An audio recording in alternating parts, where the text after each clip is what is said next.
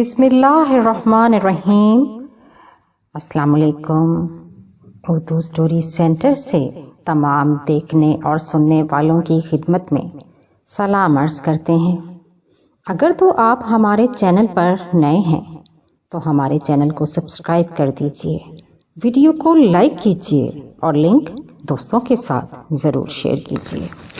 پیش خدمت ہے اردو ناول دہشت کدا کا اگلا حصہ۔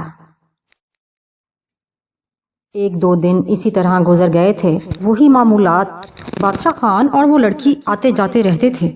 اس دوران دلاور خان سے دوبارہ ملاقات نہیں ہوئی تھی۔ میں باہر بھی آ جاتا تھا، کبھی لان میں، کبھی ادھر ادھر گھومتا رہتا۔ میں نے یہاں ایک خاص بات محسوس کی تھی کہ اس کوٹھی میں ان تین افراد کے علاوہ میں نے کسی کو نہیں دیکھا تھا۔ نہ کوئی بچہ نظر آیا، نہ کوئی ایسا شخص جو دلاور کے رشتہ دار کی حیثیت سے سامنے آئے۔ ماحول پر بھی خاموشی چھائی رہتی اور عجیب سی پراسرار کیفیت تھی اس جگہ کی۔ پھر تیسرے دن ابھی میں ناشتے سے فارغ ہوا ہی تھا کہ دلاور خان میرے پاس آ گیا۔ کہو شاہو، کیسی گزری؟ آپ کی مہربانیاں ہیں جناب، بہت بڑا احسان ہے کیا آپ نے مجھ پر۔ اس میں مہربانی کی کیا بات ہے شاہو؟ سمجھو یہ تمہارا اپنا گھر ہے، کوئی تکلیف تو نہیں ہے تمہیں یہاں؟ کیوں شرمندہ کر رہے ہیں؟ اتنی اچھی طرح سے دیکھ بھال کر رہے ہیں آپ لوگ، میں آپ کا بے حد ممنون ہوں۔ اچھا یہ بتائیں، آپ کو کام کے سلسلے میں جانا تھا کہیں، اس کے سلسلے میں کیا پروگرام ہے؟ بس تھوڑی دیر کا کام ہے، کسی بھی وقت چلا جاؤں گا۔ آپ کو جب بھی جانا ہو مجھے آگاہ کر دیجیے گا، میں باہر آتا جاتا رہتا ہوں، آپ میرے ساتھ چلیے گا۔ نہیں جناب، کوئی ایسی بات نہیں، میں آرام سے چلا جاؤں گا۔ جیسے آپ کی مرضی، اس نے کہا۔ پھر ایک دو منٹ دلاور خان میرے پاس رکا، پھر کہنے لگا، اچھا شاہو آپ ہو، آئیے گا، میں ذرا کام سے جا رہا ہوں اور کوئی بھی چیز چاہیے ہو تو بلا جھجک کہہ دیجیے۔ وہ بار بار آپ سے تم پر آتا، پھر جلدی سے سنبھل کر دوبارہ آپ سے مخاطب کرنے لگتا۔ جی بالکل۔ پھر دلاور خان چلا گیا تھا۔ میں نے بادشاہ خان سے کہا، بادشاہ خان میں آج ذرا باہر کام سے جاؤں گا، دوپہر تک واپسی ہوگی۔ ٹھیک ہے صاحب، کھانا تو یہی کھائیں گے نا آپ؟ ہاں ہاں، میں واپس آ کر ہی کھانا کھاؤں گا۔ ٹھیک ہے صاحب، بادشاہ خان نے کہا، اور پھر میں واپس اپنے کمرے میں آ گیا تھا۔ اس دوران بادشاہ خان نے مجھے 2 جوڑی کپڑے دیے تھے جو دلاور خان نے ہی بھجوائے تھے، چنانچہ جس میں میں نہا دھو کر ان میں سے ایک لباس پہنا اور میں باہر نکل آیا۔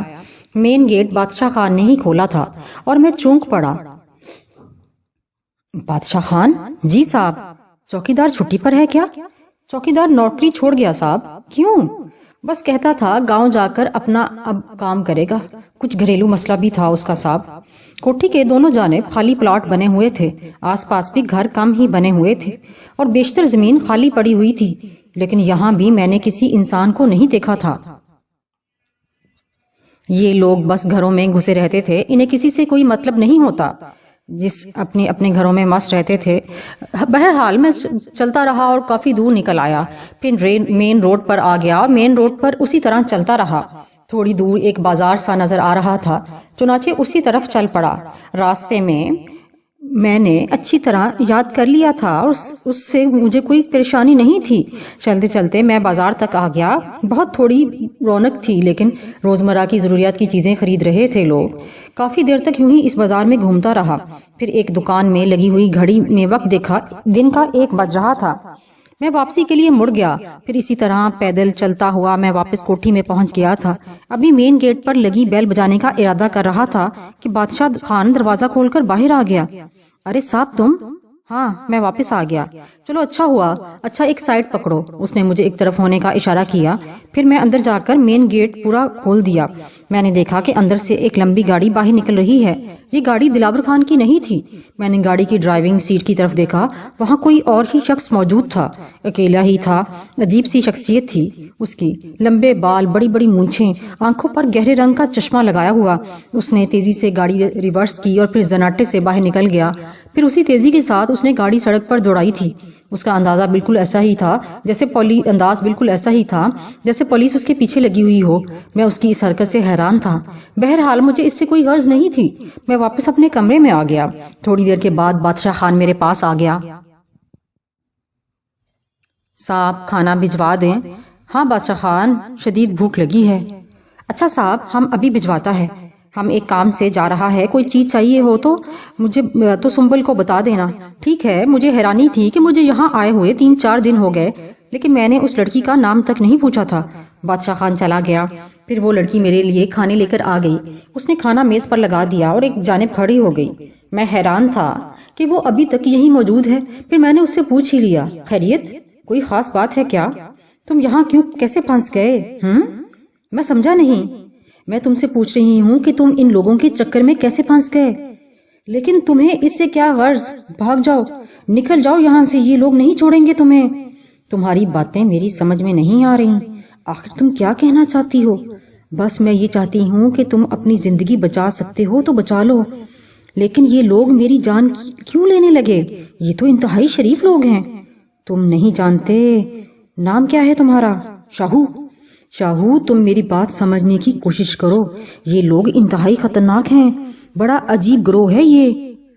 کچھ پتا تو چلے، میں زیادہ دیر یہاں نہیں رک سکتی۔ بادشاہ خان بازار تک گیا ہے اور آتا ہی ہوگا۔ میری تم سے درخواست ہے کہ یہاں سے جس طرح بھی ممکن ہو سکے نکل جاؤ، اس نے کہا اور تیزی سے واپسی کے لیے مڑ گئی۔ میں حیران و پریشان سا اس کو جاتے ہوئے دیکھتا رہا۔ اس کی باتیں واقعی میری سمجھ میں نہیں آئی تھیں۔ یہ لوگ دلاور خان، بادشاہ خان، ان کا اتنا اچھا سلوک تھا میرے ساتھ، ہر وقت میرا خیال رکھنا، ہر طرح سے دھیان رکھنا، اور یہ لڑکی کہہ رہی تھی کہ وہ مجھے مار ڈالیں گے۔ نہیں، ممکن نہیں ہو سکتا، ناممکن سی بات تھی یہ۔ بہرحال بات آئی گئی ہو گئی۔ پھر ایک رات اچانک میری آنکھ کھل گئی، مجھے کھڑبڑ کی آوازیں سنائی دیں۔ میں پھرتی سے اپنی جگہ سے اٹھا۔ مورتی میں نے اپنے ہاتھ میں پکڑ لی تھی۔ میں نے آہستگی سے اپنے کمرے کا دروازہ کھول کر اس میں تھوڑی سی جھری پیدا کی اور باہر کا جائزہ لینے لگا۔ میں نے دیکھا کہ بادشاہ خان چوروں کی طرح ادھر ادھر دیکھتا ہوا آگے بڑھ رہا ہے۔ اس کے بعد وہ کوٹھی کے اندرونی حصے میں داخل ہو گیا۔ رات کے اس حصے میں بادشاہ خان کو کیا کام پڑ گیا؟ وہ جو اندر جا رہا ہے، پھر اس طرح بات کچھ سمجھ میں نہیں آئی تھی۔ میں دروازہ کھول کر باہر نکل آیا۔ میں بھاگ کر ناریل کے درختوں کی آڑ میں چھپ گیا تھا۔ یہاں سے میں کوٹھی کی نقل و حرکت کا جائزہ لے سکتا تھا۔ تھوڑی دیر کے بعد میں نے دیکھا کہ بادشاہ خان ایک آدمی کے ساتھ باہر آیا۔ اس کے ہاتھ میں کوئی چیز تھی جو کپڑے سے ڈھکی ہوئی تھی۔ پھر اس آدمی نے ایک گاڑی کا دروازہ کھولا اور بادشاہ خان نے ہاتھ میں پکڑی ہوئی چیز اس گاڑی کی پچھلی سیٹ پر رکھ دی تھی۔ آدمی نے پچھلا دروازہ کھول دیا اور وہ آدمی گاڑی باہر لے گیا۔ پھر بادشاہ خان نے گیٹ دوبارہ بند کر دیا تھا۔ پھر وہ اپنے کمرے کی جانب چل پڑا۔ اس طرح وہ انتہائی پراسرار لگ رہا تھا اور میں حیران تھا کہ اسے کیا ہو گیا، یہ کیا چکر ہے، ایسا کون سا سامان ہے جو دن کی روشنی میں نہیں جا سکتا تھا۔ اس کے بعد بادشاہ خان نے اپنے کمرے میں داخل ہو کر دروازہ اندر سے بند کر لیا تھا۔ کافی دیر تک میں اسی طرح اپنی جگہ کھڑا رہا۔ پھر میں چھپتا چھپاتا اپنے کمرے تک آ گیا، دروازہ کھولا اور اندر آ کر دروازہ اندر سے بند کر لیا۔ پھر میں مسہری پر جا لیٹا۔ دلاور خان کے بیوی بچے بھی یہاں نہیں ہیں، اور پھر بادشاہ خان کہیں یہ چیزیں چوری کر کے بیچتا تو نہیں، لیکن یہ ممکن نہیں تھا۔ دلاور خان کو پتہ نہ چلے۔ کافی دیر تک میں اس بارے میں سوچتا رہا۔ پھر لڑکی یاد آئی۔ بھاگ جاؤ ورنہ یہ لوگ مار ڈالیں گے تمہیں۔ اس لڑکی نے کہا تھا کچھ نہ کچھ گڑبڑ ضرور ہے۔ پھر نہ جانے کس وقت میری آنکھ لگ گئی تھی۔ دوسرا دن معمول کے مطابق تھا۔ بادشاہ خان میرے پاس دوپہر کو آیا تھا۔ پہلے میں نے سوچا اس سے رات والے قصے کے بارے میں پوچھوں، لیکن پھر کسی مصلحت کے تحت خاموش ہو گیا۔ البتہ میں نے اس سے اتنا ضرور پوچھا تھا، بادشاہ خان؟ جی صاحب، یہاں اس کوٹھی میں دلاور خان صاحب کے بیوی بچے نظر نہیں آئے؟ میرے اس سوال پر بادشاہ خان خاموش ہو گیا۔ اس کی اس خاموشی کو میں نے معنی خیز نظروں سے دیکھا تھا۔ کچھ دیر وہ خاموش رہا، پھر اس نے کہا، ہمارا صاحب آپ کو جتنا خوش نظر آتا ہے صاحب، اندر سے وہ اتنا ہی دکھی ہے۔ ہمارا صاحب کے ساتھ تقدیر بڑا خراب مذاق کیا۔ اس کا بیوی تھا، خوبصورت بچے تھے۔ ایک دفعہ ڈرائیور کے ساتھ ہمارا بیگم صاحب شاپنگ کے لیے نکلا، بچہ لوگ بھی ساتھ تھا۔ راستے میں ان کا گاڑی ایک ٹرک نے کچل دیا۔ ٹرک والا بھاگ گیا اور بس سب ختم ہو گیا۔ بیگم صاحب، بچے بری طرح ہلاک ہو گیا صاحب۔ ان کا شوق آج تک میرے کو نہیں بھولا۔ اب بھی حویلی میں ان کی آوازیں گونجتا ہیں۔ اور پتہ ہے صاحب تم کو اندر کیوں نہیں بلایا؟ ہمارا صاحب جب بھی کسی مہمان کو لاتا ہے بیگم صاحب سے ملاتا، پھر صاحب اور بیگم صاحب ان کا خوب خاطر کرتا۔ اب بھی کوئی نیا آدمی آتا تو صاحب کو بیگم صاحب کا بہت یاد آتا۔ اس دن صاحب تم کو لے کر آیا، پھر اندر جا کر بہت رویا۔ جی بہت رویا صاحب۔ بادشاہ خان نے آنکھوں پر ہاتھ رکھ لیے تھے۔ میں بہرحال انسان تھا، اور پھر میں نے دلاور خان کا رویہ محسوس کیا تھا۔ بہت ہی اچھا آدمی تھا، مہربان، مخلص۔ پھر یہ بادشاہ خان ایک وفادار نوکر، لیکن وہ لڑکی، اس لڑکی کی باتیں میری سمجھ میں نہیں آئی تھی۔ اور پھر میں اپنی جگہ سے اٹھا اور بادشاہ خان کے پاس پہنچ گیا اور اس کے کندھے پر تھپکی دیتے ہوئے کہا، بس کرو بادشاہ خان، بس کرو، اللہ تمہیں صبر دے، اللہ دلاور خان صاحب کو بھی صبر دے، اتنے اچھے آدمی کے ساتھ اور یہ سب۔ بس کیا کہہ سکتے ہیں، یہ تو تقدیر کے کھیل ہیں۔ چپ ہو جاؤ، بس چپ ہو جاؤ اب، شاباش، میں نے کہا، اور بادشاہ خان نے اپنے کندھے پر پڑے ہوئے کپڑے سے منہ پونچھا۔ پھر تھوڑی دیر کے بعد وہ باہر چلا گیا تھا۔ بقیہ دن اسی طرح گزر گیا۔ ملازمہ آتی تھیں، کھانا دے کے چلی جاتی تھیں۔ اس کے بعد اس نے مجھ سے کوئی بات نہیں کی تھی۔ پھر اس دوسرے ہی دن وہ صبح ہی صبح آ گئی تھی۔ میں بھی جلدی جاگ گیا تھا۔ اس نے آتے ہی ناشتہ رکھا اور مسحری پر ایک جانب بیٹھ گئی۔ تم نے میری بات کو مذاق سمجھا شاید۔ کون سی بات؟ میں نے انجان بنتے ہوئے کہا۔ میں نے تم سے کہا تھا نا کہ یہاں سے بھاگ جاؤ۔ خیر، میں یہاں مستقل تو قیام کرنے کے لیے نہیں آیا، لیکن تم میرے جانے پر اتنا زور کیوں دے رہی ہو؟ اس لیے کہ میں تمہاری خیر خواہ ہوں۔ اچھا، میں نے مضحکہ خیز انداز میں کہا اور وہ پریشان نگاہوں سے مجھے دیکھنے لگی۔ پھر بولی، دیکھو، تمہیں خدا کا واسطہ جتنی جلدی ممکن ہو سکے یہاں سے چلے جاؤ۔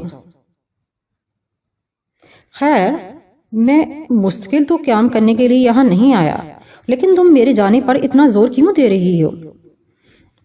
دیکھو، خدا کا واسطہ جتنی جلدی ہو سکے میں تمہیں کہہ رہی ہوں کہ یہاں سے بھاگ جاؤ، اسی میں تمہاری بھلائی ہے۔ میرا فرض تھا تمہیں آگاہ کرنا، اب یقین کرنا نہ کرنا تمہاری مرضی، اس سے زیادہ میں اور کیا کہہ سکتی ہوں؟ اس نے کہا اور پھر وہ چلی گئی تھی۔ میں نے بہرحال یہی سوچا تھا کہ یہ لڑکی ذہنی مریضہ ہے، اور ہر ذہنی مریض کو یہی لگتا ہے۔ اس کے قریب لوگ اس کے سب سے بڑے دشمن ہیں، لیکن مریض یہ لگتی تو نہیں ہے۔ میں تو ایک بات جانتا تھا کہ یہ لوگ بہرحال ہمدرد اور مخلص ہیں۔ پھر وہ 3 روز سے اسی طرح گزر گئے۔ پھر ایک دن کوئی 4 بجے کا وقت تھا، بادشاہ خان میرے کمرے میں آ گیا۔ میں اپنی مسحری پر بیٹھا تھا۔ بادشاہ خان نے کہا، صاحب، وہ ہمارا صاحب آپ کو بلاتا ہے۔ کہاں؟ میں نے پوچھا۔ وہ باہر لان کے لیے نیا سیٹ لایا ہے، وہیں بیٹھ کر چائے پیے گا، آپ کو بھی بلاتا ہے۔ اچھا، میں نے کہا اور پھر اس کے ساتھ باہر نکل آیا۔ باہر آ کر میں نے دیکھا کہ لان پر بید کی کرسیاں اور میز پڑی ہوئی ہے۔ انہی میں سے ایک کرسی پر دلاور خان بیٹھا ہوا تھا۔ ہمارے قریب پہنچنے پر اس نے مجھے کرسی پر بیٹھنے کا اشارہ کیا اور میں بیٹھ گیا۔ پھر اس نے کہا، آؤ بھائی شاہو، بات دراصل یہ ہے کہ آج کل کاروبار میں مقابلہ اتنا بڑھ گیا ہے کہ بس فرصت ہی نہیں ملتی، اس لیے وقت نکال نہیں پاتا، اور آپ سے اسی لیے ملاقات نہیں ہو پائی۔ نہیں، ایسی کوئی بات نہیں، ظاہر ہے آپ کی کاروباری مصروفیات ہیں، اور پھر یہ لوگ بھی میرا بہت خیال رکھتے ہیں۔ اچھا شاہو، آپ کا وہ کام ہو گیا تھا؟ جی، ایک صاحب سے ملنا تھا، ان سے ملاقات ہو گئی اور تمام باتیں طے ہو گئیں۔ کیسی باتیں؟ بس ذرا دکان کا مسئلہ تھا۔ اچھا خیر، اگر آپ برا نہ مانیں تو ایک بات پوچھوں؟ جی، آپ کو دکان سے کتنے پیسے مل جاتے ہوں گے؟ میں خاموش ہو گیا، سوچ رہا تھا کہ کیا جواب دوں۔ پھر کہا، بس گزر بسر ہو جاتی ہے۔ تو کیا آپ ساری زندگی اسی طرح گزار دیں گے؟ جی، میں سمجھا نہیں۔ میرے کہنے کا مطلب ہے کہ کل کو آپ کی شادی ہوگی، بچے وغیرہ ہوں گے، کیا اس تنخواہ میں جو آپ لیتے ہیں آپ کا اور آپ کے بیوی بچوں کا گزارا ہو جائے گا؟ جی نہیں، میں نے کہا۔ تو پھر آپ کو ابھی سے کوئی ایسا کام کرنا چاہیے جو تمہارے لیے ایک بہتر مستقبل بنانے میں بہترین معاون ثابت ہو۔ آپ کے خیال میں مجھے کیا کرنا چاہیے؟ دیکھو شاہو، میرا ایک دوست ہے جو لوگوں کو باہر بھجواتا ہے، باقاعدہ ان کا ویزا لگتا ہے اور بالکل قانونی طور پر لوگ وہاں جاتے ہیں اور پھر وہاں جا کر مختلف طرح کی نوکریاں کرتے ہیں۔ وہاں بھی تمہیں اپنے مزاج کے مطابق کام ملے گا، لیکن وہاں بہت بڑے بڑے سٹور ہوتے ہیں، یہ چھوٹی چھوٹی دکانیں نہیں ہوتی۔ ان میں کام کرنا مشکل نہیں ہوتا، لیکن بس ہوشیاری سے کام کرنا پڑتا ہے۔ ہر قدم پر آپ اپنے آپ کو بچا کر چلنا پڑتا ہے، اور مجھے امید ہے کہ تم یہ کام کر لو گے۔ جی، دیکھ لیں آپ، اگر آپ بہتر سمجھتے ہیں تو پھر مجھے کوئی اعتراض نہ ہوگا۔ ہاں، یہ ہوئی نا بات۔ بادشاہ خان، بھئی چائے کہاں ہے؟ اس نے قریب کھڑے بادشاہ خان سے کہا، اور بادشاہ خان بولا، جی صاحب، ہم اندر جا کر دیکھتا ہے۔ بادشاہ خان اندر چلا گیا۔ دلاور خان نے پھر کہا، اصل میں بادشاہ خان کی سامنے ساری باتیں نہیں کرنا چاہتا تھا۔ تم بادشاہ خان کو بھی بتانا کہ ٹکٹ وغیرہ کے پیسے تم نے خود ہی مجھے دیے ہیں، کوئی بھی بہانہ کر دینا۔ اول تو وہ پوچھے گا ہی نہیں، لیکن اگر پوچھے گا تو یہی کہنا، ٹھیک ہے؟ جی ٹھیک ہے، میں نے جواب دیا۔ शाबाश, अच्छा बादशाह खान, अभी तुम्हारा ब्लड ग्रुप लेगा, कल तुम्हारी तस्वीर भी खींच लेंगे, ये चीज़ें तुम्हारे पासपोर्ट वगैरह के लिए ज़रूरी हैं। जी बेहतर, मैंने कहा। बाहर जाने के तसव्वुर से ही मैं हवाओं में उड़ने लगा। फिर बादशाह खान चाय लेकर आ गया। दिलावर खान बोला, बादशाह खान जी साहब, पहले इनका थोड़ा सा खून ले लो, ब्लड ग्रुप टेस्ट करना है, कल इनकी तस्वीरें भी खींच लेंगे। जी बहुत बेहतर साहब, बादशाह खान ने कहा और चाय के बर्तन मेज पर रखकर तेजी से वापस मुड़ गया। फिर बादशाह खान कुछ सामान उठाए अंदर आ गया। उसके सामान में 2 सिरिंजें और कुछ शीशे की नलकियां थीं। उसने वो सामान मेज पर रख दिया और दिलावर खान उस सामान की तरफ बढ़ गया। फिर उसने मुझसे कहा, थोड़ी सी तकलीफ होगी, बल्कि कोई खास पता भी नहीं चलेगा, बस हिलने जुलने की जरूरत नहीं। ठीक है, मैंने जवाब दिया। फिर उसने एक सुई उठाई और एक झटके से मेरे बाएं हाथ की उंगली पर मारी। उंगली में हल्की सी तकलीफ हुई और फिर मैंने देखा कि उंगली में खून छलक आया था। फिर उसने मेरी उंगली एक शीशे की नली में डाल दी और मेरा खून टप टप करके उसमें गिरने लगा। जब ये नली थोड़ी सी भर गई तो उसने मेरी उंगली हटा ली। फिर बादशाह खान ने एक बोतल उठाई जिसमें कोई महलूल था। उसने रुई उस महलूल में तुर्की और मेरे उंगली पर रख दी और कस कर दबा दिया। फिर मुझसे कहने लगा, इसको ऐसे दबाए रखो। मैंने दूसरे हाथ से उंगली दबा ली थी। फिर दिलावर खान ने बादशाह खान से कहा, बादशाह खान मेरा काम पूरा हो गया। अच्छा साहब, बादशाह खान ने कहा और फिर दूसरी ट्रे जिस पर शीशी की नलियां वगैरह रखी थी उठाई और अंदर चला गया। दिलावर खान चाय के बर्तनों की तरफ मतवज्जे हो गया था। फिर उसने चाय प्यालियों में उंडेली और एक कप मेरी तरफ बढ़ा दिया। अभी भी अपनी उंगली दबाए हुए था। खान ने कहा, ओए बस करो, ये तो 1 मिनट की बात होती है, फिर खून खुद ब खुद रुक जाता है, बस छोड़ दो इसे। मैंने रुई हटा ली थी, खून बंद हो गया था। फिर मैंने जल्दी से चाय का कप उसके हाथ से लिया था। फिर हम चाय पीते रहे। चाय पीने के बाद दिलावर खान ने कहा, अच्छा शाहू, तुम अब आराम करो, 1 आध दिन में तुम्हारी तस्वीरें खींच लेंगे, फिर तुम्हारा पासपोर्ट वगैरह बन जाएगा। ठीक है, मैंने जवाब दिया। फिर दूसरे दिन बादशाह खान मेरे पास आया था। साहब, आपको जरा बाजार चलना है। कहाँ? वो मार्केट में एक दुकान है, वहाँ लोग तस्वीर खिंचवाता है। अच्छा अच्छा, मैंने कहा और फिर उसके साथ चलने के लिए तैयार हो गया। फिर हमने बाजार में पहुंचकर तस्वीर खिंचवाई और वापस आ गए। दिन इसी तरह गुजर गया। शबो रोज गुजरते रहे। फिर एक रात को एक अजीबोगरीब वाकया पेश आया। मैं अपने कमरे में आराम से सो रहा था कि अचानक ही मुझे चीखों की आवाज सुनाई दी। इन आवाजों की शिद्दत से मेरी आंख खुल गई।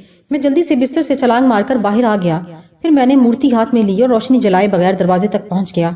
फिर मैंने उसी दिन की तरह दरवाजे में दर्ज पैदा की और बाहर का जायजा लेने लगा। चीखों की आवाजें लॉन से आ रही थीं। किसी लड़की के चीखने की आवाजें थीं। मैंने आसपास का जायजा लिया। उस कमरे के आसपास कोई नहीं था। चुनाचे मैंने एहतियात से बाहर निकलकर दरवाजा बंद कर लिया और नारियल के दरख्तों की जानिब रुख किया। फिर मैं वहां जाकर छुप गया और कोठी की तरफ देखने लगा। कोठी के सामने वाले हिस्से में हल्की हल्की रोशनी हो रही थी और इस रोशनी में मैंने देखा कि लॉन के आखिरी सिरे पर एक शख्स एक लड़की को पकड़े हुए था। वो लड़की चीख रही थी, छोड़ दो मुझे, मुझे जाने दो, मैं मरना नहीं चाहती, मुझे जाने दो। मैंने आंखें फाड़ फाड़ कर उसी जानिब देखना शुरू कर दिया और अपनी जगह उछल पड़ा। अगर मेरी निगाहें धोखा नहीं दे रही थीं तो ये लड़की सुंबुल थी और उसको अंदर की जानिब जबरदस्ती ले जाने वाला बादशाह खान था। लेकिन ये इसे इस तरह क्यों पकड़े हुए हैं और इसे इस तरह क्यों घसीट रहा है, और ये लड़की ये क्यों चीख रही है? देखना चाहिए, जरूर देखना चाहिए। फिर मैंने देखा कि बादशाह खान लड़की को घसीट कर अंदर ले गया। लड़की मुसलसल चीखती रही। मैंने अपनी जगह छोड़ दी और छुपता छुपाता आगे बढ़ने लगा। लेकिन इस बार मैंने रफ्तार तेज रखी थी और फिर उस जगह पहुंच गया जहां कोठी का सदर दरवाजा था। मैंने दरवाजे पर हल्का सा दबाव डाला और दरवाजा बगैर आवाज किए खुल गया। इसका मतलब है दरवाजा अंदर से बंद नहीं था। मैं अंदर चलता चला गया। एक लंबी राहदारी थी जो दूर तक चली गई थी। चीखों की आवाजें मुसलसल आ रही थीं और किसी कमरे से बुलंद हो रही थीं। मैंने इन चीखों की आवाजों से सिम्मत का अंदाजा लगाया और फिर उस जानिब चल पड़ा। राहदारी में लाइन से कमरे बने हुए थे। इन्हीं कमरों में से एक कमरे का दरवाजा खुला हुआ था। शायद जल्दी में बादशाह खान दरवाजा बंद करना भूल गया था। मैं तेजी से इस कमरे में दाखिल हो गया। इस कमरे में कोई मौजूद नहीं था, लेकिन एक कोने से मुसलसल लड़की की आवाजें आ रही थीं। फिर ये भी बंद हो गईं। मैं इस कोने में पहुंचा और मैंने एक अजीबोगरीब मंजर देखा। इस कोने में जमीन ही गायब थी। ये कोई 1.5 फुट की जगह थी और इस जगह एक चकोर खला था। मैंने उस खला में झांक कर देखा, नीचे सीढ़ियां नजर आ रही थीं। मैंने मूर्ति मजबूती से पकड़ी और हिम्मत करके सीढ़ियां उतरना शुरू कर दी। नीचे शायद कोई बहुत बड़ा तहखाना था। मैं सीढ़ियां उतरता रहा, फिर सीढ़ियां खत्म हो गईं। سامنے ہی بڑے بڑے پردے لگے ہوئے تھے۔ میں آہستہ آہستہ چلتا ہوا ان پردوں کے پاس پہنچ گیا، پھر ان کے پیچھے سے تھوڑی سی جگہ بنا کر دوسری جانب دیکھنے لگا، لیکن دوسری جانب جو کچھ تھا وہ انتہائی حیران کن تھا۔ یہاں 2 قطاروں میں لمبی میزیں دور تک چلی گئی تھیں اور ان میزوں پر بڑے بڑے جار رکھے ہوئے تھے۔ ان جاروں میں سے کسی میں دل رکھے ہوئے تھے، کسی میں پھیپھڑے، کسی میں گردے تھے۔ میں حیرانی سے ان چیزوں کو دیکھتا رہا۔ میری سمجھ میں نہیں آیا تھا کہ آخر ان سب چیزوں کا کیا مقصد ہے۔ ان بڑے بڑے جاروں میں نے لیبل لگے دیکھے، بڑا عجیب تھا یہ سب۔ پھر میں نے ان جاروں کے درمیان واش بیسن بھی دیکھے۔ پتہ نہیں بادشاہ خان نے اس لڑکی کو کہاں لے گیا ہے۔ دیکھنا تو تھا، چنانچہ اپنی جگہ سے میں آگے بڑھ گیا۔ پھر ان واش بیسنوں میں نے کچھ دیکھا، اسے دیکھ کر مجھے گھن آنے لگی۔ ان واش بیسنوں میں کہیں کہیں خون جمع ہوا تھا۔ یہ خون، یہ اعضاء جو مجھے انسانی اعضاء ہی محسوس ہو رہے تھے۔ پھر آگے جا کر یہ میزیں ختم ہو گئیں۔ ان کے بعد ایک دروازہ کھلتا تھا۔ یہ دروازہ بھی کھلا پڑا ہوا تھا۔ میں آہستہ آہستہ چلتا ہوا اس دروازے میں داخل ہو گیا اور جہاں میں نے دیکھا ایک لمبی سی میز پڑی ہے۔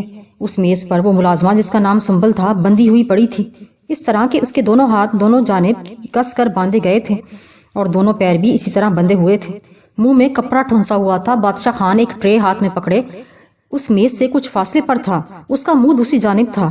پھر ایک پردہ ہٹا اور اس کے پیچھے سے دلاور خان برآمد ہوا، ہاتھوں میں دستانے پہنے ہوئے، سر سے پاؤں تک سفید لباس پہنے ہوئے۔ اس نے بھی مجھے دیکھ لیا تھا۔ پھر اچانک ہی مجھے جوش آ گیا۔ میں نے چیخ کر کہا، کیا کر رہے ہو تم لوگ؟ یہ کیا تماشا ہے؟ دلاور خان کی تیوریاں چڑھ گئیں۔ بادشاہ خان بھی چونک کر پلٹا۔ پھر دلاور خان کے چہرے کے عضلات آہستہ آہستہ اپنی جگہ پر آ گئے اور وہ پرسکون نظر آنے لگا۔ کچھ نہیں ہو رہا میری جان، یہ تو ہم اپنی روزی کا سامان کر رہے ہیں۔ تم نے کیوں باندھا ہے اسے؟ یہی تو ہے روزی۔ اب دیکھو پیارے، ابھی ہم اس کے دل، پھیپھڑے اور گردے وغیرہ نکال لیں گے اور ہمیں جو آرڈر آئے ہیں ان تک پہنچا دیں گے اور اس کے بعد ہمیں ان کے پیسے مل جائیں گے۔ یہی ہمارا کام ہے۔ اور ہاں سنو، تمہارے گروپ کا بھی آرڈر آیا ہے۔ کیا خیال ہے بادشاہ خان، کل کی بجائے آج ہی کیوں نہ اس گروپ کے آرڈر بھی نپٹا لیے جائیں؟ کل پھر نئے سرے سے آپریشن کی تیاریاں کرنا پڑیں گی۔ جو آپ کی مرضی صاحب۔ اس وقت بادشاہ خان بھی مشینی انداز میں بول رہا تھا۔ نہیں، میں تمہیں ایسا کرنے نہیں دوں گا۔ میں پولیس کو اس کے بارے میں بتا دوں گا۔ تم اتنا گندا کاروبار کرتے ہو، اب تم یہاں سے زندہ نکلو گے تو ہی بتا سکو گے نا۔ ہم تمہیں یہاں سے زندہ نہیں جانے دیں گے۔ اگر تم روک سکتے ہو تو روک لو۔ اور سنو، پہلے اس لڑکی کو چھوڑ دو، میں نے کہا اور تیزی سے آگے بڑھا۔ پھر دلاور خان کے ہاتھ میں دبے ہوئے پستول کو دیکھ کر میں اپنی جگہ رک گیا تھا۔ شاباش شاہو، اب آرام سے اپنی جگہ کھڑے رہو، ہلنا نہیں، ورنہ تمہارے جسم میں یہ 6 کی 6 گولیاں پیوست ہو جائیں گی۔ ہاں بھائی بادشاہ خان، اپنا کام شروع کریں۔ جی صاحب، یہ لو پستول لو اور اسے نشانے پر رکھنا، یہ کوئی حرکت نہ کرنے پائے، اس نے کہا اور بادشاہ خان نے پستول اس کے ہاتھ سے لے لیا۔ پھر اس نے مجھے نشانے پر رکھ لیا تھا۔ ادھر دلاور خان ایک انجیکشن لے کر لڑکی کی طرف بڑھنے لگا۔ یہ غالباً بے ہوشی کا انجیکشن تھا۔ اچانک ہی مجھے مورتی کا خیال آیا جو میرے بائیں ہاتھ میں دبی ہوئی تھی۔ میں نے مورتی مزید مضبوطی سے پکڑی اور زور سے کہا، تم دونوں آدمی اس وقت اپنی جگہ ساکت ہو جاؤ۔ میرا اتنا کہنا تھا کہ میں نے دیکھا وہ دونوں آدمی اپنی جگہ ساکت ہو گئے۔ زبردست اور حیران کن بات تھی، میرے سامنے تیسری بار اس مورتی کا مظاہرہ ہوا تھا اور میں اس بات کا دل سے قائل ہو گیا تھا کہ یہ مورتی انتہائی زبردست طاقت کی حامل ہے۔ پھر میں اس لڑکی کی طرف بڑھا، اس کے دونوں پیر کھولے، پھر دونوں ہاتھ بھی کھول دیے۔ وہ لڑکی حیران نگاہوں سے مجھے دیکھے جا رہی تھی۔ پھر اس نے کہا، یہ کیا کیا تھا تم نے؟ یہ وقت ان باتوں کا نہیں ہے، بس جلدی سے نکل چلو یہاں سے۔ لیکن اگر یہ ہوش میں آ گئے؟ نہیں، اب یہ میری مرضی کے بغیر اپنی اصلی حالت میں نہیں آئیں گے۔ لیکن تم مجھے بتاؤ گے نہیں کہ تم نے انہیں کس طرح اس حال میں پہنچایا؟ میں تم سے پھر کہہ رہا ہوں کہ بس جتنی جلدی ہو سکے یہاں سے نکل چلو۔ چلو، اس نے کہا اور پھر کمرے سے ہوتے ہوئے راہداری میں آئے، پھر دوڑتے ہوئے کوٹھی کی عمارت سے باہر نکل گئے، پھر مین گیٹ تک آئے۔ لڑکی نے مین گیٹ کھولا اور پھر ہم وہاں سے باہر نکل آئے۔ کافی دور تک اسی طرح دوڑتے رہے، پھر لڑکی ایک جگہ رک گئی۔ کیوں، کیا ہوا؟ میں نے پوچھا۔ وہ دیکھو سامنے، اس نے کہا اور میں نے اس کے اشارے کی جانب دیکھا۔ سامنے ہی ایک ٹیلی فون بوتھ نظر آیا۔ پھر وہ آہستہ آہستہ اس ٹیلی فون بوتھ کے قریب پہنچ گئیں۔ میں بھی اس کے پیچھے ہی پیچھے وہاں تک آیا تھا۔ ہمیں فون کرنے کے لیے سکے چاہیے ہوں گے۔ سکے؟ یہ ہے نا، میں نے کہا۔ سکے حاصل کرنے کے لیے میں نے ایک لمحے میں دل میں یہ خیال کیا تھا کہ فون کے لیے سکے میری جیب میں آ جائیں، اور اب میری جیب سکوں سے بھری ہوئی تھی۔ بہرحال میں نے جیب سے سکے نکال کر اسے دیے۔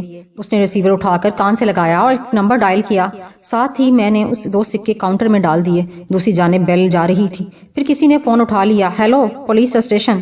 جی دوسری طرف سے کہا گیا۔ آواز اتنی واضح تھی کہ مجھے بھی سنائی دے رہی تھی۔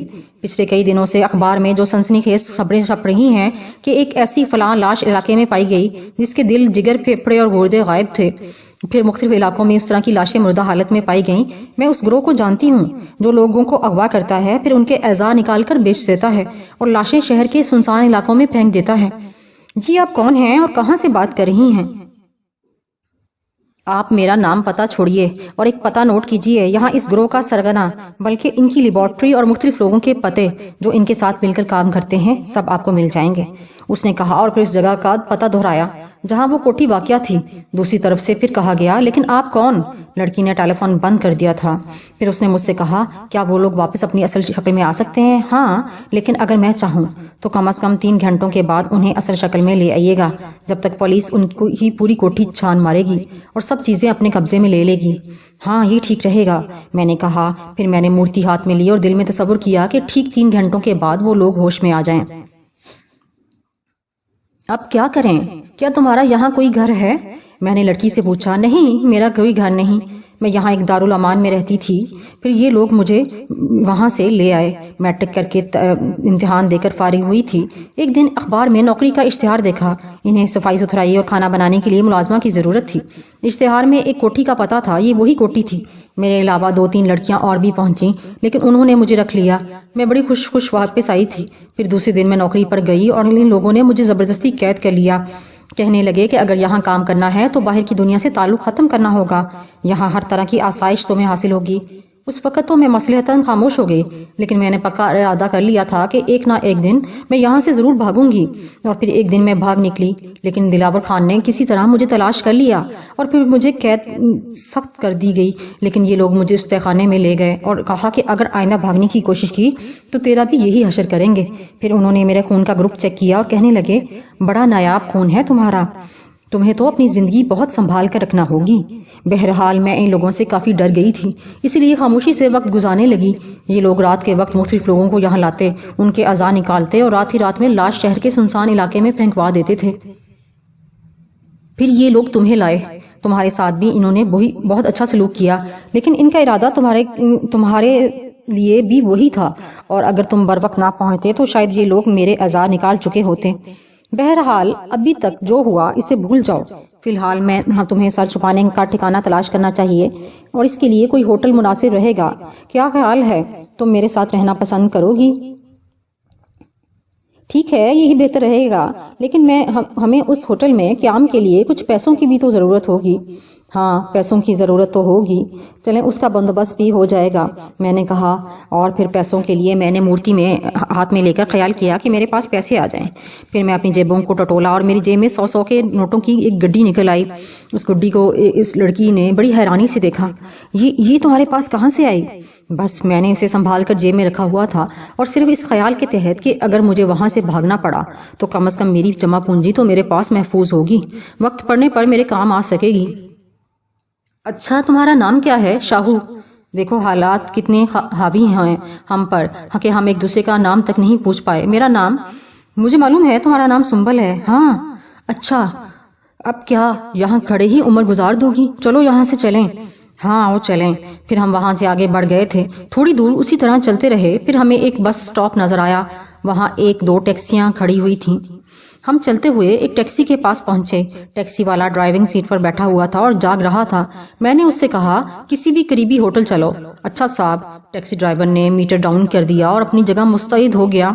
ہم دونوں گاڑی میں بیٹھ گئے تھے۔ میں ڈرائیور کے ساتھ اگلی نشست پر تھا، جبکہ سنبل پچھلی سیٹ پر تھی۔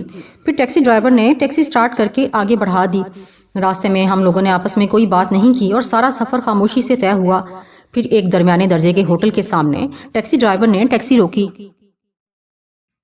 جناب، یہ اخراجات کے حساب سے مناسب ہوٹل ہے اور آپ دونوں کے لیے بہتر ہوگا۔ ٹھیک ہے، کتنے پیسے ہوئے؟ پھر ٹیکسی ڈرائیور کے پیسے دینے کے بعد ہم لوگ ہوٹل کی طرف بڑھ گئے۔ اس کے بعد ہمیں ہوٹل میں کمرہ حاصل کرنے میں زیادہ دقت نہیں ہوئی۔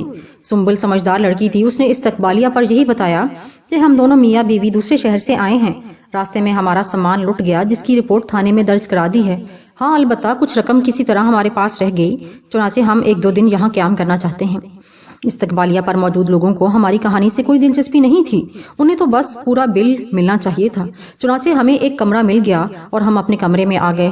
کمرہ مناسب سا تھا، ایک مسہری بچھی ہوئی تھی، زمین پر ایک چھوٹا قالین بچھا تھا، ایک آرام دہ کرسی اور 1-2 کرسیاں اور ایک میز بھی تھی۔ میں نے سنبل سے کہا، سنبل تم منہ ہاتھ وغیرہ دھو لو، اور ہاں بھوک نہیں لگ رہی؟ اتنی مشکل سے جان بچی ہے، اتنا کافی نہیں؟ اس نے ہلکی سی مسکراہٹ کے ساتھ کہا۔ ہاں یہ تو ہے، میں نے جواب دیا۔ پھر وہ باتھ روم چلی گئی۔ تھوڑی دیر کے بعد وہ واپس آ گئی۔ اس کا چہرہ اتنا نکھرا نکھرا لگ رہا تھا کہ ایک نظر میں اسے دیکھے چلا گیا۔ میری اس طرح دیکھنے پر وہ جھیم سی گئی۔ پھر اس نے جلدی سے کہا، شاہو تم منہ ہاتھ دھوگے کیا؟ اور میں جیسے چونک پڑا، ہاں میں جا رہا ہوں۔ میں بھی شرمندہ سا ہو گیا۔ پھر میں نے بھی ہاتھ منہ دھویا اور جب باہر نکلا تو دیکھا کہ وہ آرام کرسی پر دراز ہے۔ اس کا سر کرسی کی پشت سے ٹکا ہوا تھا اور آنکھیں بند تھیں۔ اس کا چہرہ انتہائی معصوم تھا، انتہائی معصوم اور پرکشش چہرہ کہ جو دیکھے اسے دیکھتا ہی رہ جائے۔ میں دیکھتا رہا معصوم اور پرکشش سا چہرہ، پھر خود ہی سنبھل گیا۔ میں نے دل میں سوچا، شاہو بیٹا یہ ایک دن میں کیا ہو گیا تجھے؟ نہیں بھائی، بری بات، پتہ نہیں یہ لڑکی کیا سوچے گی۔ میں اپنے خیالات سے نکل آیا اور میں نے اسے مخاطب کر کے کہا، سنبل تم آرام سے مسہری پر لیٹ جاؤ۔ اس نے ایک دم آنکھیں کھول دی۔ میں کہہ رہا تھا کہ تم آرام سے مسہری پر لیٹ جاؤ، میں نیچے قالین پر سو جاؤں گا۔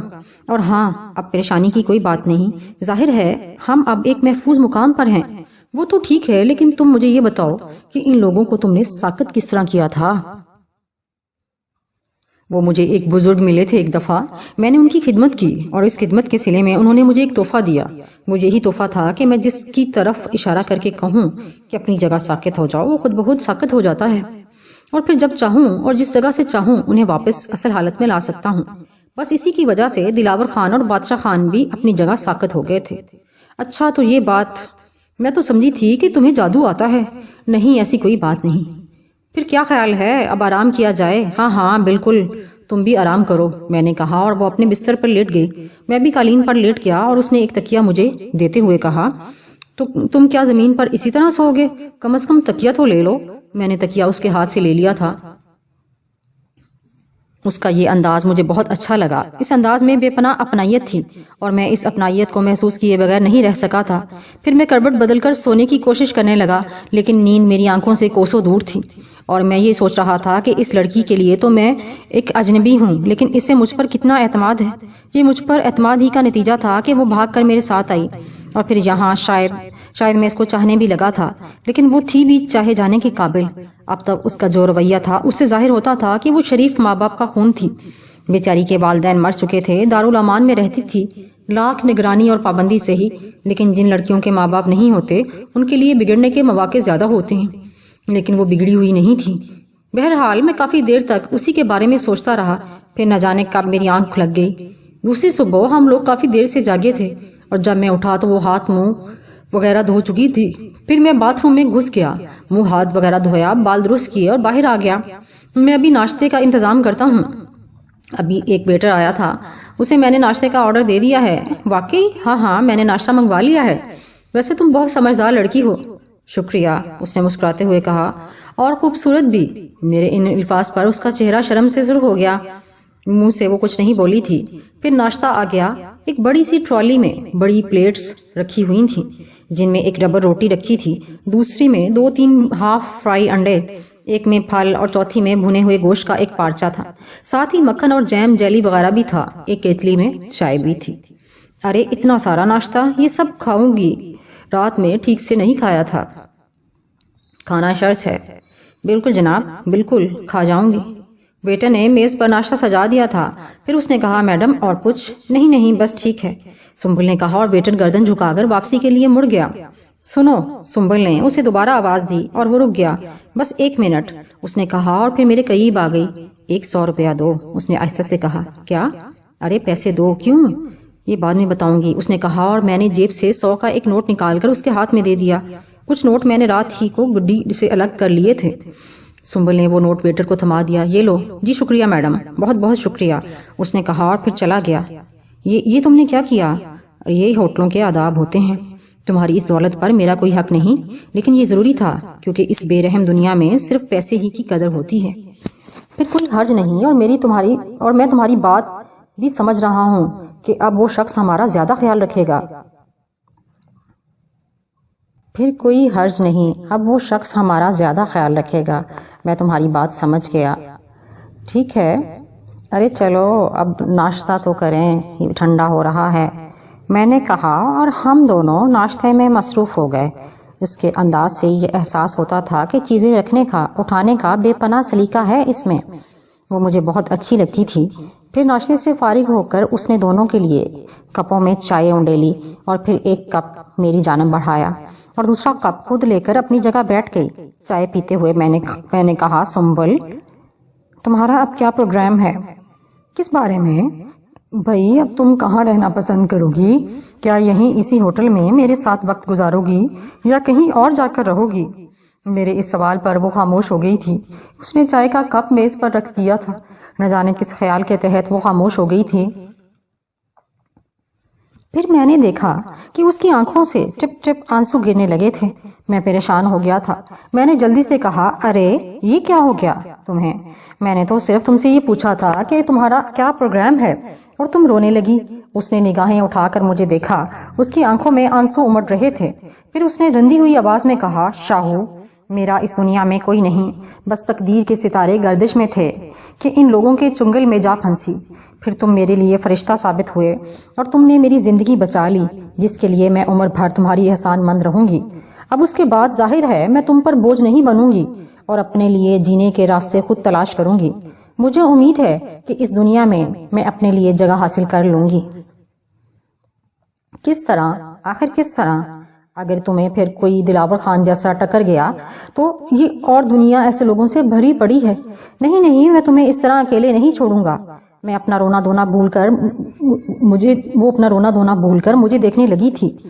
مجھے پہلی بار یہ احساس ہوا تھا کہ میں اس سے محبت کرنے لگا ہوں، اور اس بھری دنیا میں اس کو اکیلا نہیں چھوڑنا چاہتا۔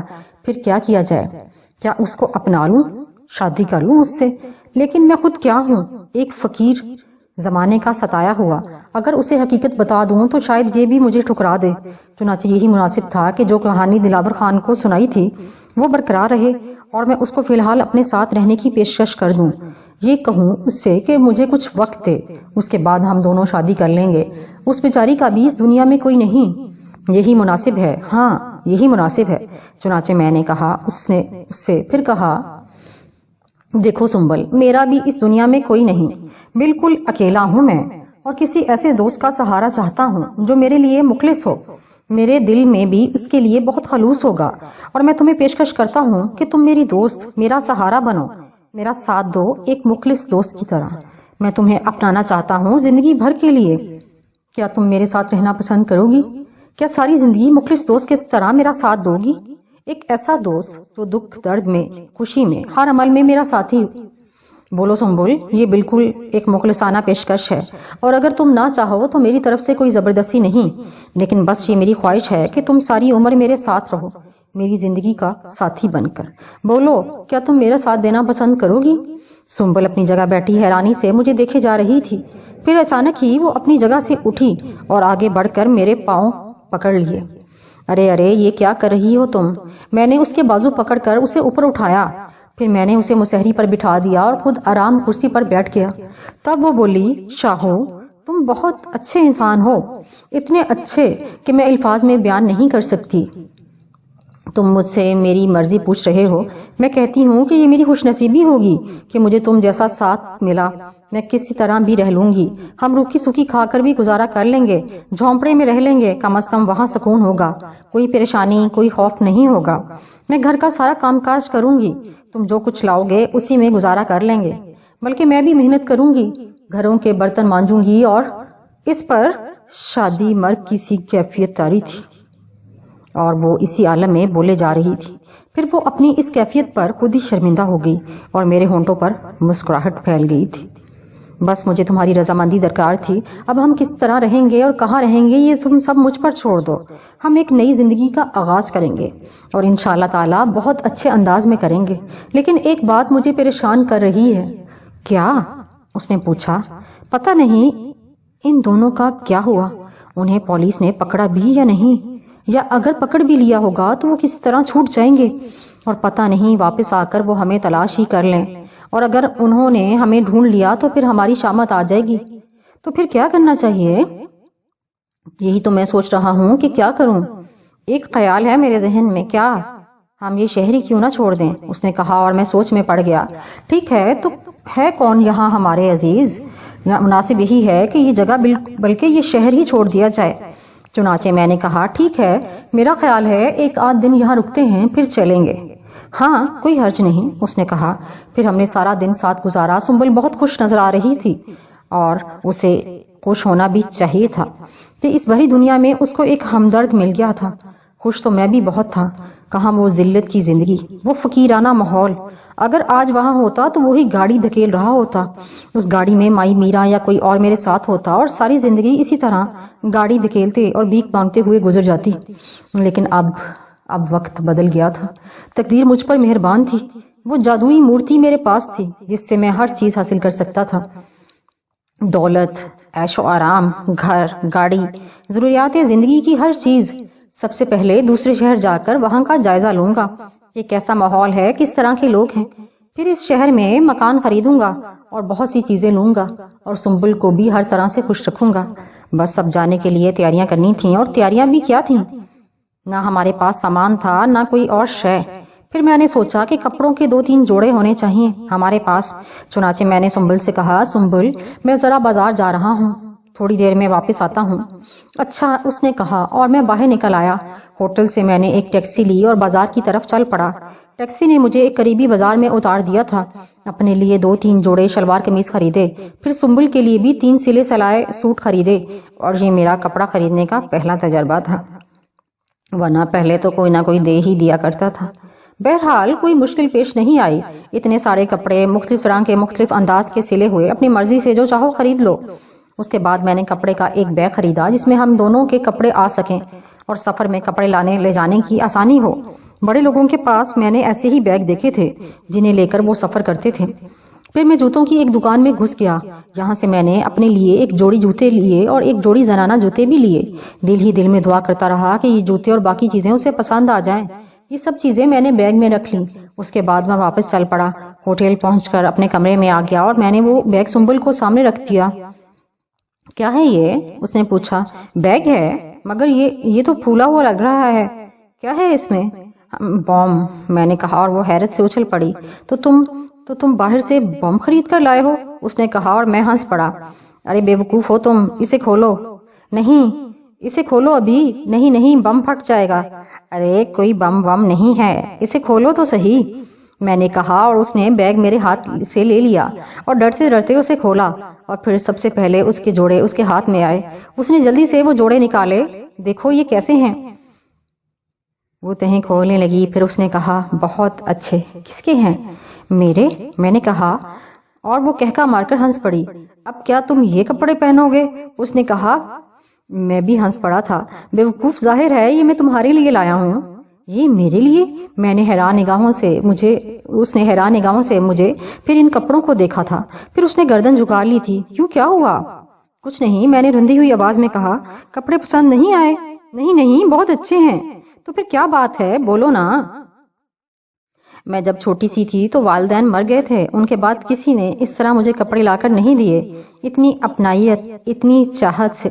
کسی نے کبھی پوچھا ہی نہیں، بس جو ملا کھا لیا، پہن لیا، بس اسی طرح گزارا تھا۔ اور تم نے یار ہر بات میں رونے بیٹھ جاتی ہو، چلو خاموش ہو جاؤ، میں نے کہا، اور اس نے جلدی سے آنسو پونچھ ڈالے، اور پھر بولی، تم اپنے لیے کچھ نہیں لائے؟ لایا ہوں، دیکھو نا، میں نے کہا، اور بیگ اس کے ہاتھ سے لے کر اپنے کپڑے نکال کر اسے دکھانے لگا، اور وہ انہیں دیکھ کر خوش ہوتی رہی۔ پھر ہم نے وہ سب چیزیں بیگ میں رکھ لی تھیں۔ اس کے بعد میں نے کہا، ارے تم نے کھانا کھایا؟ نہیں، تو کھاؤ نا، بھائی جلدی سے کھانا منگواؤ، مجھے بہت بھوک لگی ہے۔ ویٹر ہر گھنٹے کے بعد چکر لگا لیتا ہے اور اگر وہ نہیں بھی آیا تو بھی انتظام کرتی ہوں۔ کیا کرو گی؟ کچھ نہیں بھائی، کسی بھی ویٹر سے کھانے کے لیے کہہ دوں گی۔ دیکھو نا، ہوٹلوں میں ویٹروں کے کمرے مخصوص ہوتے ہیں اور جن پر ان کی ڈیوٹیاں لگتی ہیں، لیکن آپ کو جلدی ہو تو کسی بھی ویٹر کو بلا کر آپ کچھ بھی منگوا سکتے ہیں، اس نے کہا اور دروازہ کھول کر باہر جھانکنے لگی۔ پھر ایک ویٹر نظر آ ہی گیا اور سنبل نے اسے پکارا۔ جی میڈم، اس نے قریب آ کر مؤدب انداز میں کہا، اور میڈم نے دوپہر کے کھانے کا آرڈر ویٹر کو نوٹ کروا دیا تھا۔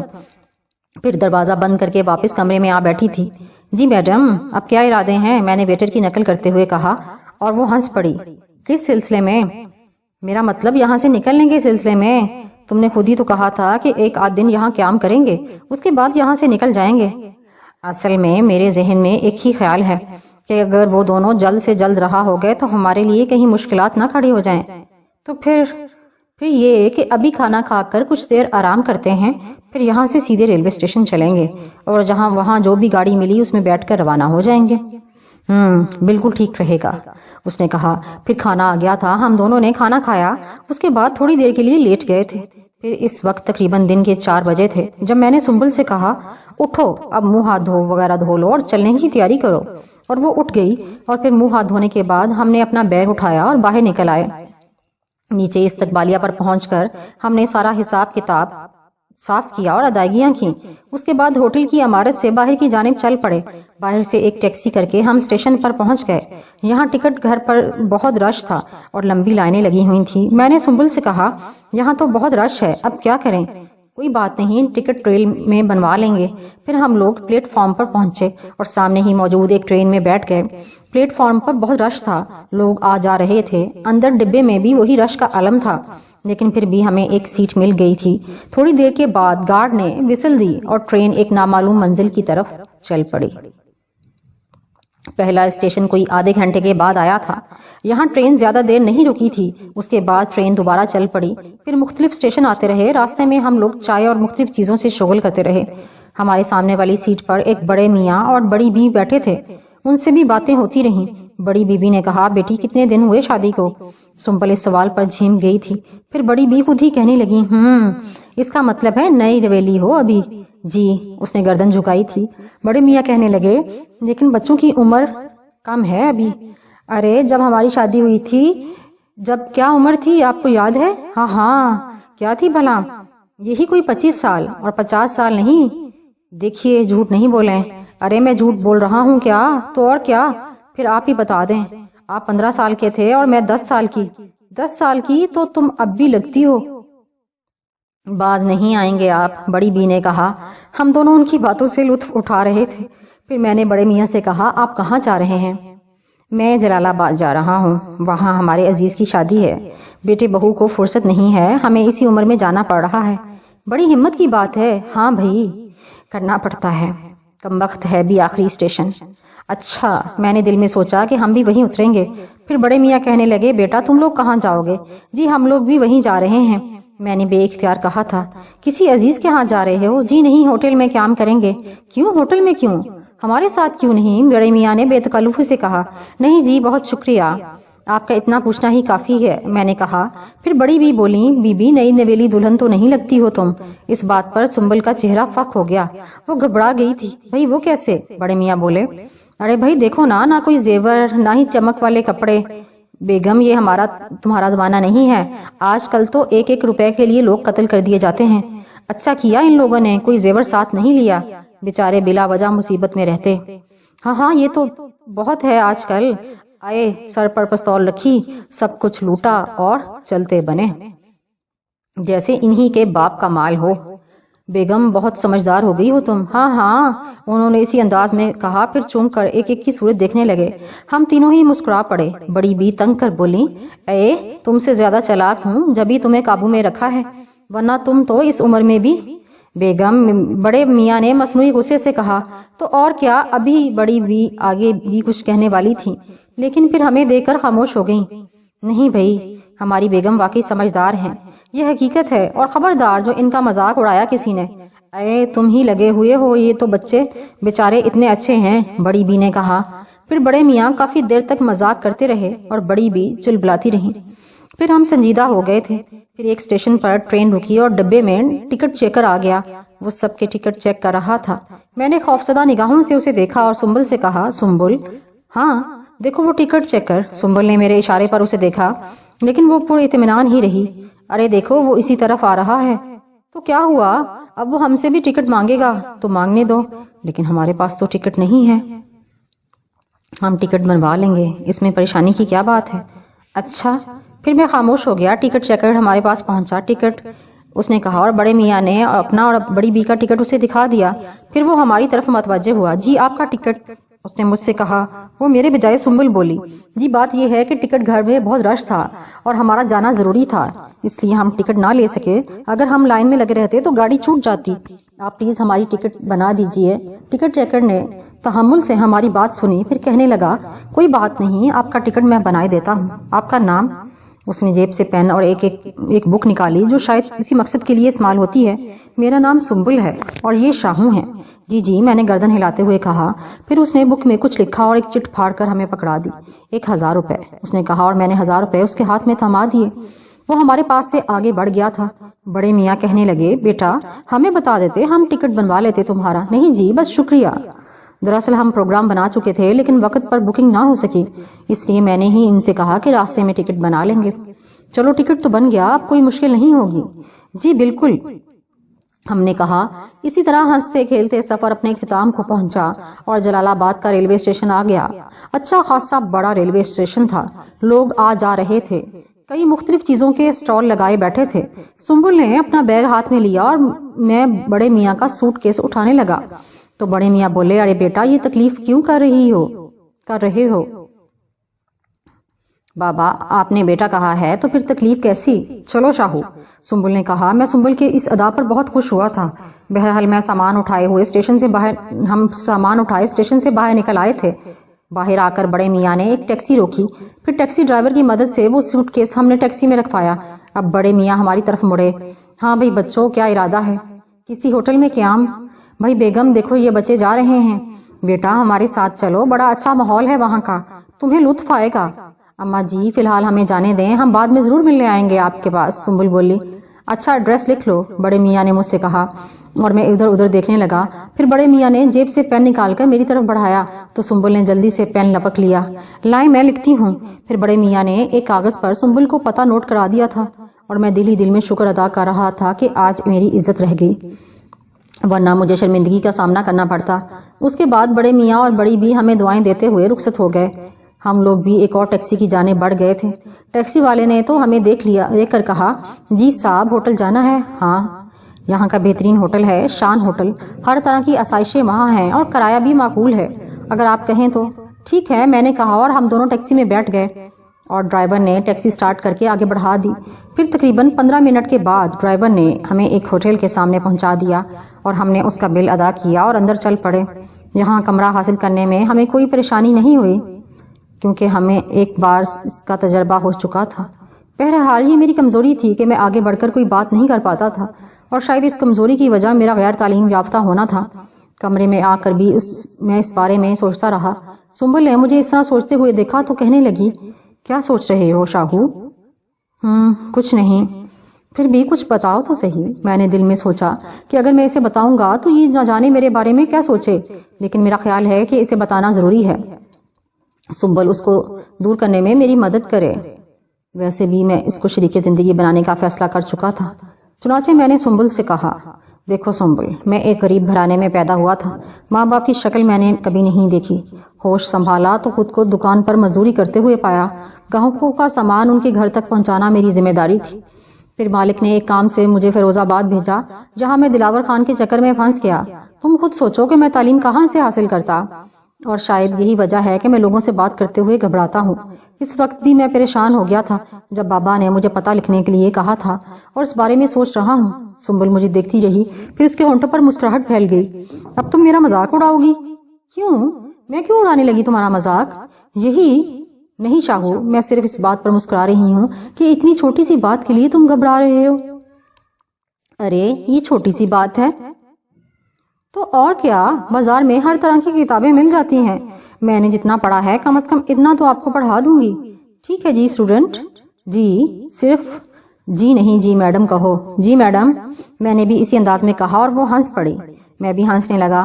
سنبل نے پھر کہا، شام کو بازار چلیں گے، وہاں سے میں انگریزی، اردو بول چال اور ایسی ہی کتابیں لاؤں گی جن سے تمہیں جلدی ہی ایسی جگہ پر بات کرنا آ جائے جہاں تم ہچکچاہٹ محسوس کرتے ہو، پھر باقی تعلیم تو چلتی ہی رہے گی۔ بالکل ٹھیک ہے میڈم جی، میں نے پھر اسی طرح کہا تو وہ ہنسنے لگی تھی۔ بہرحال زندگی کا یہ انداز بھی نرالا تھا۔ ایک اتنی اچھی لڑکی مل گئی تھی اور پھر یہ مورتی بھی میرے پاس تھی۔ اب زندگی کا ایک مقصد تھا کہ اس لڑکی کو دنیا کی تمام خوشیاں دوں، اور ایک شوہر اپنی بیوی کو دے سکتا ہے۔ اس سے نکاح کروں، پھر گاڑی خریدوں اور ایک گھر خریدوں، اور اس کے بعد ہم لوگ وہاں مستقل رہیں۔ ویسے بھی نئی جگہ ہے، کوئی ہمیں جانتا نہیں، آہستہ آہستہ لوگوں سے تعلقات بناؤں گا اور سنبل مجھے بھی پڑھنا لکھنا سکھائے گی۔ اس طرح ہم دونوں ایک اچھی زندگی گزاریں گے۔ شام کو ہم لوگ ہوٹل سے باہر نکلے۔ اچھے خاصے پیسے تھے میرے پاس۔ بہرحال گھومتے گھامتے کتابوں کی ایک دکان پر پہنچے۔ وہاں سے سنبل نے 2-4 کتابیں خریدی تھیں۔ پھر ہم واپس چل پڑے۔ راستے میں گول گپے والے کی ریڑھی دیکھ کر سنبل رک گئی۔ کیا ہوا؟ میں گول گپے کھاؤں گی۔ اسی طرح سڑک پر؟ تو کیا ہوا، لے لو نا، اس نے بچوں کی طرح ضد کی، اور میں نے گول گپے والے سے 2 پلیٹیں بنانے کے لیے کہا۔ پھر ایک عجیب واقعہ ہوا۔ مارکیٹ کے آخری سرے سے ایک لڑکی برآمد ہوئی جو تیزی سے بھاگ رہی تھی اور ساتھ ہی مدد کے لیے پکار رہی تھی۔ پھر اس کے پیچھے پیچھے 4 خطرناک شکلوں والے آدمی برآمد ہوئے جو جسامت میں بھی دیو نظر آتے تھے۔ وہ مسلسل اس کا پیچھا کر رہے تھے۔ باقی لوگ بھی اسی طرف متوجہ ہو گئے تھے۔ میں اور سنبل بھی اسی طرف دیکھنے لگے۔ وہ بھاگتے ہوئے اسی جانب آ رہے تھے۔ پھر ان میں سے ایک آدمی نے چھلانگ لگائی اور لڑکی کا ہاتھ پکڑ کر اسے ایک جھٹکا دیا اور لڑکی زمین پر گر پڑی۔ سالی کتیا، بھاگ کر کہاں جائے گی، چل۔ اس آدمی نے لڑکی کا بازو اس طرح موڑا کہ وہ بھی پھر تکلیف کی شدت سے کھڑی ہو گئی، لیکن اٹھتے ہی اس نے اپنے ہاتھ کو جھٹکا دیا، جس کے نتیجے میں اس لڑکی کا ہاتھ اس آدمی کی گرفت سے آزاد ہو گیا اور لڑکی ایک بار پھر بھاگنے لگی۔ ادھر میں نے پھرتی سے لباس میں سے مورتی نکالی، لیکن اس طرح کے آس پاس کے لوگ بلکہ سنبل تک کو احساس نہ ہو۔ پھر میں نے دل میں خیال کیا کہ وہ لوگ ساکت ہو جائیں، اور پھر سب لوگوں نے یہ عجیب و غریب منظر دیکھا تھا۔ وہ چاروں جس حالت میں تھے اسی طرح ساکت ہو گئے تھے۔ سنبل نے اچانک ہی میری طرف دیکھا اور میرے چہرے پر مسکراہٹ دیکھ کر اس کے ہونٹوں پر بھی معنی خیز مسکراہٹ پھیل گئی۔ یہ تم نے کیا کیا؟ اس نے سرگوشی انداز میں کہا۔ تو اور کیا، میں نے بھی اسی طرح جواب دیا۔ تم لوگ حیران پریشان کھڑے تھے۔ وہ لڑکی بھی دور تک بھاگتی چلی گئی تھی۔ پھر اس نے پلٹ کر دیکھا اور بری طرح چکرا گئی۔ وہ بھی ان چاروں کی کیفیت دیکھ کر حیران رہ گئی۔ پھر اس کے بعد وہ پلٹ کر ان کی طرف چل پڑی۔ ان چاروں کے قریب آ کر اس نے انہیں چھو کر دیکھا اور زور سے ایک چیخ مار کر پیچھے ہٹ گئی۔ اس کے بعد اس نے پھر بھاگنا شروع کر دیا۔ لوگ حیرانی سے یہ منظر دیکھ رہے تھے۔ میں نے گول گپے والے سے کہا، بھائی میرے گول گپے۔ ابے تمہیں گول گپے کی پڑی ہے، ادھر نہیں دیکھ رہے ہیں کیا تماشا ہے؟ تمہیں گول گپے دینے ہیں یا ہم آگے بڑھے ہیں؟ نہیں، میں بنا رہا ہوں، اس نے کہا اور وہ گول گپے پلیٹ میں رکھنے لگا۔ باقی لوگ بھی اپنے اپنے کاموں میں مشغول ہو گئے، لیکن سب کی نظریں بار بار اس جانب اٹھ رہی تھیں۔ پھر پولیس کی گاڑی کا سائرن سنائی دیا۔ تھوڑی دیر کے بعد پولیس کی ایک گاڑی آتی ہوئی نظر آئی۔ وہ گاڑی انہی آدمیوں کے قریب آ کر رک گئی۔ اس دوران ہم دونوں گول گپے کھاتے رہے۔ میں نے ایک ہاتھ میں پلیٹ پکڑی تھی، چنانچہ دوسری ہاتھ میں مورتی لے کر میں نے ایک بار پھر دل میں خیال کیا کہ وہ لوگ متحرک ہو جائیں، اور وہ متحرک ہو گئے اور حیرانی سے چاروں طرف دیکھنے لگے۔ پھر ان میں سے ایک نے کہا، پولیس بھاگو۔ ان چاروں نے بھاگنے کی کوشش کی، لیکن گاڑی میں سے اترنے والے سپاہیوں نے انہیں پکڑ لیا تھا۔ پھر لوگوں نے پولیس کو ساری بات بتائی۔ ہم لوگ دور سے یہ تماشا دیکھ رہے تھے، اور پھر پولیس ان چاروں کو گاڑی میں بٹھا کر چل پڑی تھی۔ اس کے بعد ہم نے گول گپے والے کے پیسے ادا کیے اور آگے بڑھ گئے۔ سنبل نے کہا، خوب تفریح رہی، لیکن شاہو ایک بات ہے۔ کیا؟ کبھی اپنی اس قوت کا غلط استعمال مت کرنا۔ میں وعدہ کرتا ہوں کہ میں کبھی اس قوت کا غلط استعمال نہیں کروں گا۔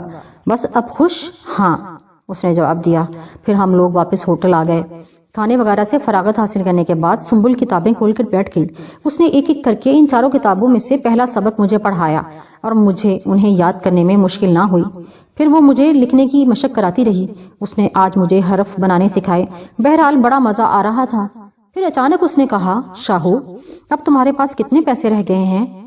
ابھی تو ہیں کافی سارے، مگر تم کیوں پوچھ رہی ہو؟